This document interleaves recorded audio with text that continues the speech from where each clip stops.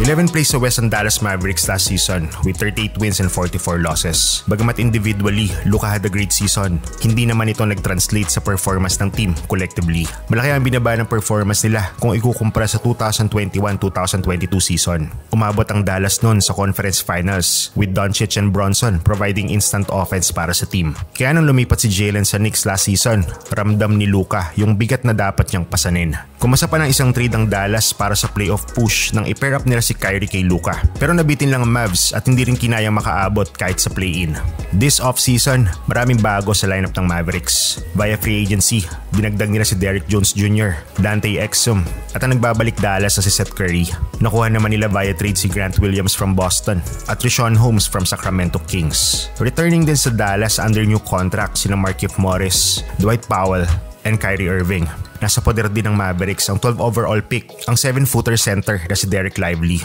Maliban sa mga ito, nasa lineup pa rin sina Maxi Kleber, Tim Hardaway Jr. at Josh Green.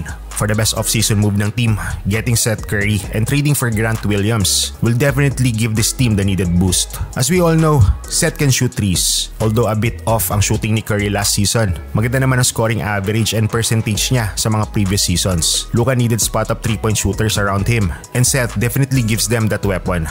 Isa pa, tumitres din itong si Grant. Nakita na natin yan sa Boston. Plus malaking factor din ang kanyang pagiging physical sa depensa. With this whole new lineup, pang malakasan na ba ang grupong ito na nakapaligid kay Luka?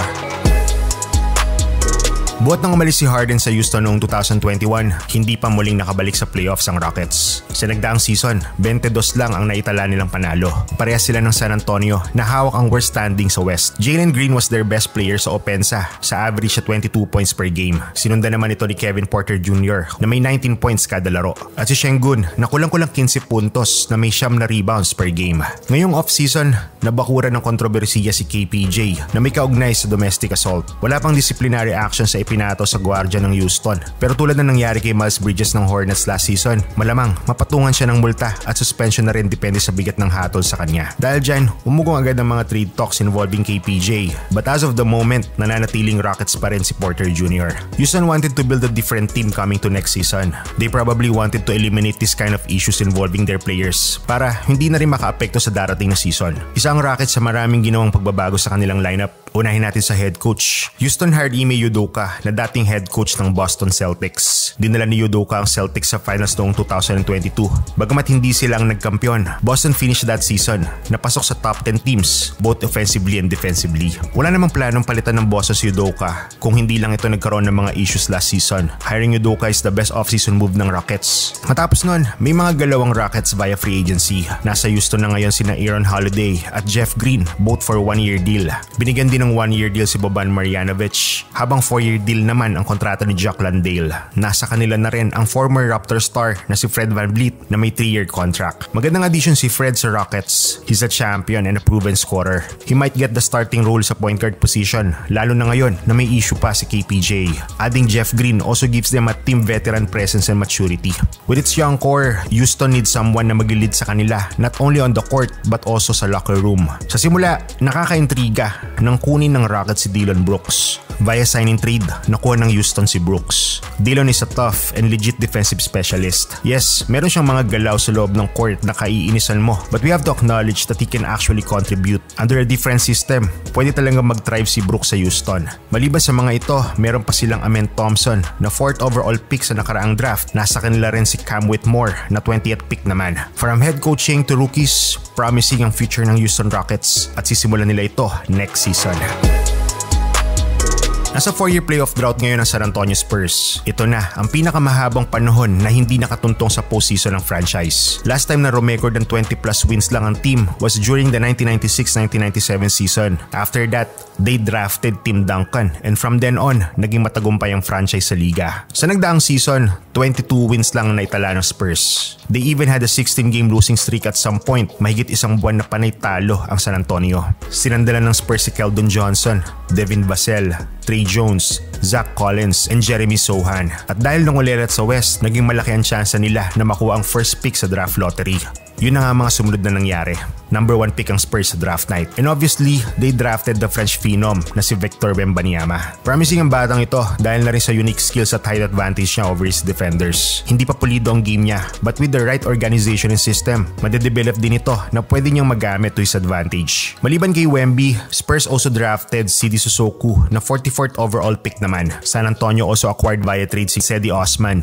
Malinaw naman na si Wemby ang pinaka-prize possession nila ngayon.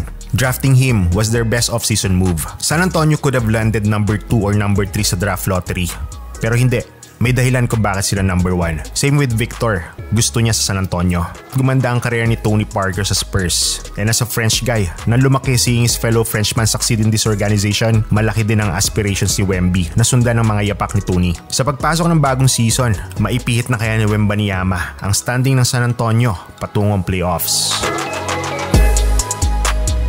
At 42 wins and 40 losses, umabot lang hanggang play-in tournament ang Pelicans last season. Zion Williamson played only 29 games habang 45 games lang si Brandon Ingram. Tulad ng dati, injuries pa rin ang naglimita sa dalawang ito. 50 points ang kinakargang puntos ng tandem ni Zion at B.I. Sokoponan. Kaya pag nagkasabay pa na pares inactive sa lineup ang dalawa, kailangan talaga may mag-step up para punan ang kakulangan sa opensa. Imagine, if hindi na injure ng dalawang ito, there's a big chance na diretso playoffs ang grupong ito ni Coach Willie Green. Dumating pa nga sa punto last season na 26-17 ang standing ng New Orleans hanggang nagkaroon sila ng 10-game losing streak na nagsimula gitna ng Enero. Mula nun, atrasabante na ang performance ng Pelicans. This off-season, via free agency, they signed Cody Zeller habang may bagong kontrata si Herb Jones for another 4 years. Draft din ng Pelicans ang guardiang si Jordan Hawkins na 14th overall pick ng 2023 draft. Kung ikukumpara sa galaw ng ibang teams, isa ang Pelicans sa mga hindi maingay na koponan this off-season. Stick sila sa kanilang core next season at syempre, hoping na rin na mas healthy na si Zion at Ingram sa tip-off.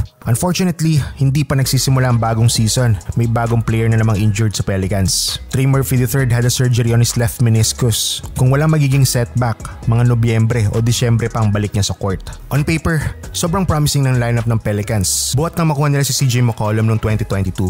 Sa pagpasok ng bagong season, aasa ba tayong ganito ulit o makikita na natin ang true potential ng Pelicans team na to?